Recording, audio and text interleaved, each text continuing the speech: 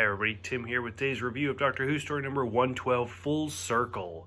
So, 4 episodes, it's not a bad story. I actually really enjoy it, probably because it comes out with my second favorite companion, Adric. My first companion obviously being Jamie, which I've talked about numerous times before. Adric, I absolutely adore. Like, I don't know, I feel like if I had, because I discovered Doctor Who as an adult, and I feel like as if I had discovered it younger, like Adric would have been a huge crush of mine. Like I would have just absolutely been like smitten, fallen completely in love with him. To kind of give you an idea of me as a child, my like top 3 crushes were Wesley Crusher from The Next Generation, it was Lucas from seaQuest, and it was Billy from Mighty Morphin Power Rangers.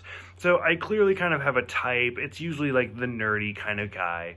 And to see Adric, who I did look it up, he was like 20 when this came out. So I was like, oh, okay. So he looks young, but he's not.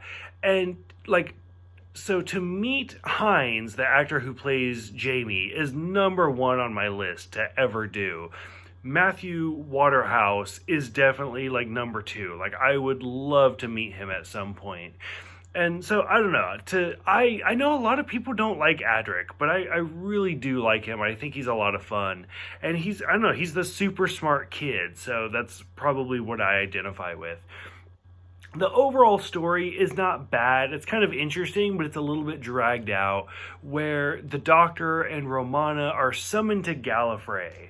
And the Doctor even like shouts like, hey, we can see how Leela's doing. And it's like, okay, that's kind of interesting. But they end up going to a different universe or whatever.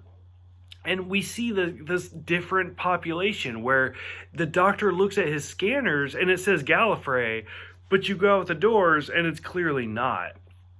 And this is where we start meeting all the different people, like Adric, who's trying to be like this badass outlaw because like his brother, and it just doesn't work because he's super smart.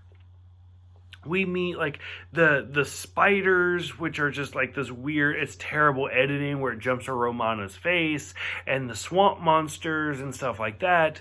And you slowly start to realize that they're all connected. And to just watch the Doctor get so angry that they're trying to like do experiments on these swamp monsters, and it's like that's not what you're supposed to be doing. And it turns out that they've been here for like 40,000 generations, and that their DNA has spread, and now it's humanoid, it's swamp monster, and it's swamp spider. And it's like, okay, so what's going on? And to like just have to go through all the different steps of this, and it turns out it's one big ship, and the Doctor has to teach them how to launch it. It gets really convoluted really quickly, but overall it's not a bad story. I did really enjoy it. Again, seeing like Adric's like debut storyline was kind of the highlight for me. Anytime you see the first storyline of a new companion, knowing it's a new companion, like you can't help but kind of think it's a little bit better, and you kind of like pay special attention to it. And so I did like this one.